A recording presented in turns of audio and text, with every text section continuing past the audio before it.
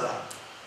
Bizim İmam Şafii masabda süysen bilip değilsen, süysen bilmek değil, süysen o katılmış saati koysun, başkaları yok. Açılan yer getirse, et getirse, şu adamın namazı bozula. İmam Şafii şokuyla ayıtlar.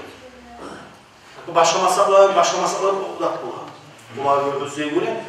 Biz olay etsek, uşaktanlar İmam Şafii, uşaktanlar Abu Hanife, uşaktanlar Malik. Özleri imamlar demeyin o. İmam Şafii olay etken. İmam Şafii şu tigene buzma olan bitti. İmam Şafii şu yolu bitti. İmam Abu Hanife'mse tigene buzma yolu. Şu özün yolu şu. Onun için bir imamda mezan seyredeceksin. Palçay sevgi 5. masa. Sügenine koy ki, sügenine timi. O şu ayette sayıdan zaten İmam Abu Hanife etmegen, Şafii etmegen, Malik etmegen, İmam Ahmed etmegen. Bay 5. sen özün etesen. Onun için yaramıyor. İmam Şafii masapta bir masam tutmadan yaşar. Başka masraflar çıkmada yaray, no, namazda bir masraf ihtiyarım var, oraza Abu Hanife başka masraf ihtiyarım var. Ama bir namaz değil, Cumhurbaşkanı İmam Şafii, namaz kılanı Abu Hanife, bu zaman zaten Maliki, Salam Bey'in köyünü Ahmet.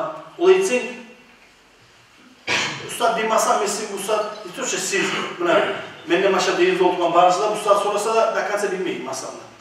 Okup durasın. Unut kaymayın da Ustad da okuyuz biz. Yani bize tokmaya yaş, bunda da akıl mesele olacağı değil tuğlu, patak tuğlu.